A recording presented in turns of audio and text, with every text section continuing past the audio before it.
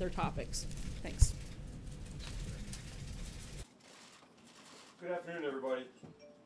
As you've seen, the President signed a new executive order that strongly punishes the Venezuelan regime. This order demonstrates more clearly than ever that the United States will not allow an illegitimate dictatorship to take hold in the Western Hemisphere at the expense of its people. Through the President's strong action, the United States will target the means with which the Maduro dictatorship can accumulate debt to enrich its corrupt regime insiders and perpetuate its repressive behavior. With our partners in the region. And that includes military options. On the economic, Nicolas Maduro has financed his regime by hollowing out Venezuela through economic mismanagement, corruption, and the assumption of onerous debt.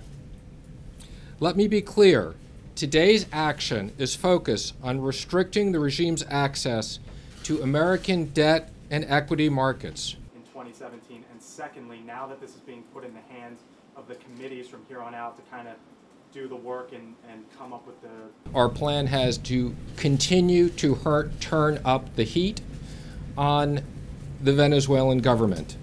And these specific actions we've tried to balance, things that don't hurt the Venezuelan people, so we have made sure that humanitarian efforts are still allowed. We've also made sure that certain U.S. entities can continue to trade, but we view that this will have a significant impact, and in no way do we want the American economy and the American financial markets to continue to finance these activities. Last time you guys were up here on this subject, how is what's happening in Venezuela with President Maduro any different from the situations with dictators in Turkey, in the Philippines?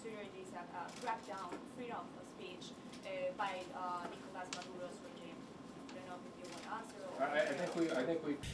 In terms of military options or other options, there's no such thing really anymore as only a military option or a diplomatic option or an economic option. We try to integrate all elements together. Now, in terms of contingency planning and trying to envision what might trigger us to bringing to the President options, we always look at a broad range of contingencies and how this might evolve in the future. But obviously, any decision would be in conjunction with our partners in the region, and no military actions are anticipated in the near future. We know are held by U.S. entities, so we want to make sure that U.S. pensions or U.S. fiduciaries.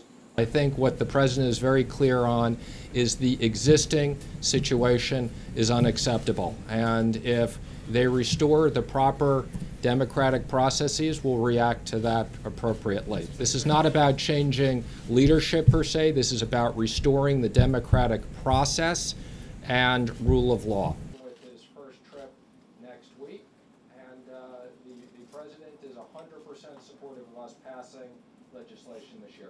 Thank you, everybody. Thank you.